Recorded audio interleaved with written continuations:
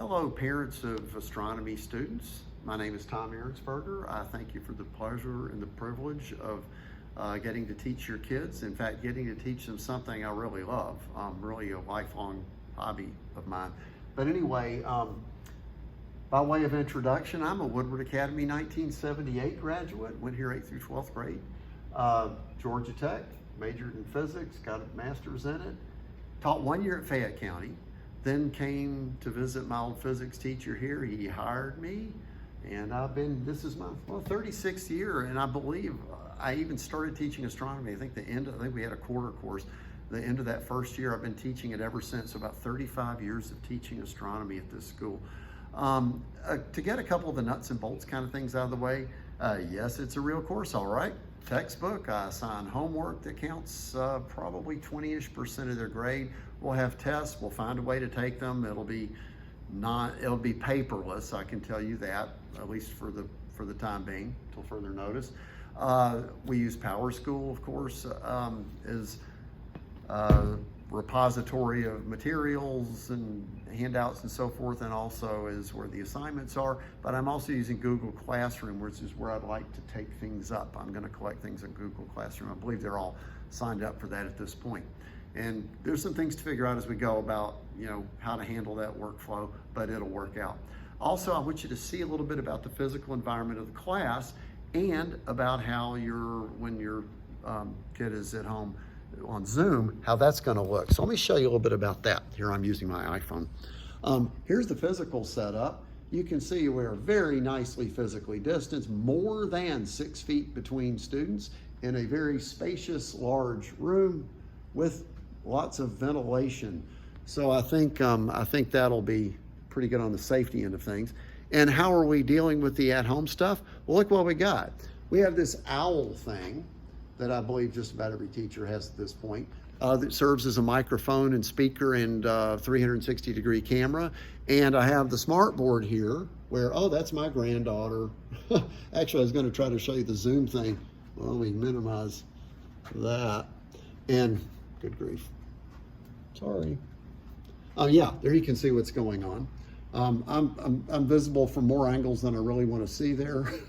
So that'll all work. And look, this laptop is aimed at the board.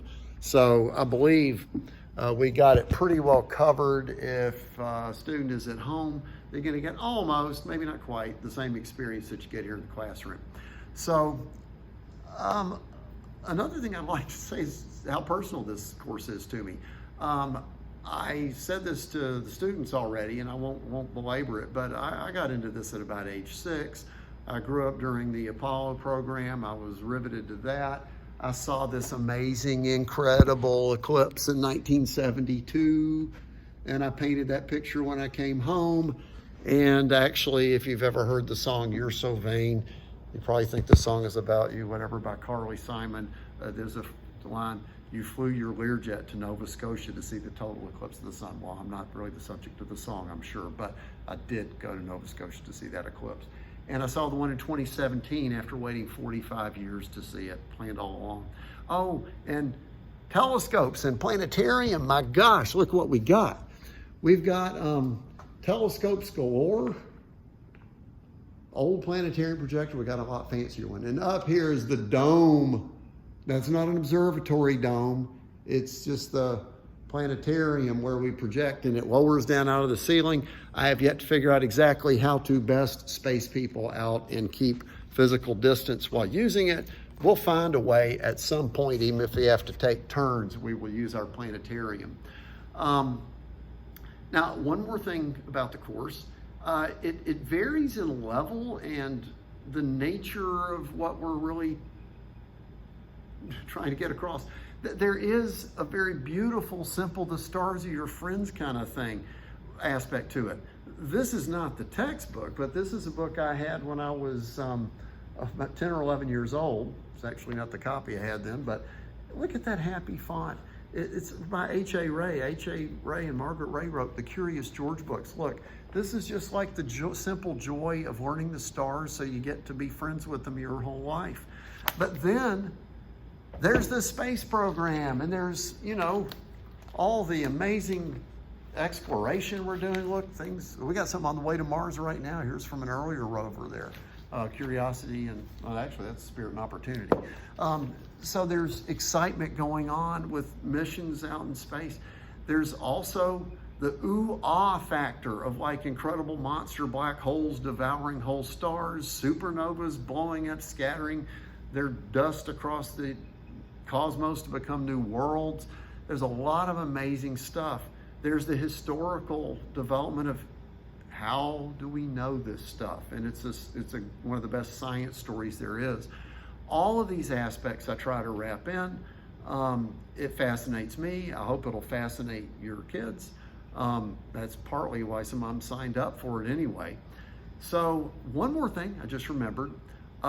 Traditionally, not as a required thing, but just as a neat added bonus and highly recommended, is to go out at night and look at the stars, like out here on the field, or maybe once a year we go out to a nice dark place. In the age of COVID, I'm not quite sure how that'll affect things. I think it's a fairly safe thing if we mask up and we're outdoors anyway. It ought to work just fine. I'm going to be modifying my existing permission slip in some form to communicate that. You'll hear about that in another week or two. But I do hope they can come out and look through the telescope sometime. Hey, you can come with them if you want. I think it's okay with the school. Anyway, we'll communicate further on that later. Thank you again for having them here. I'm looking forward to this a lot. I'm already enjoying it. Thank you. Bye.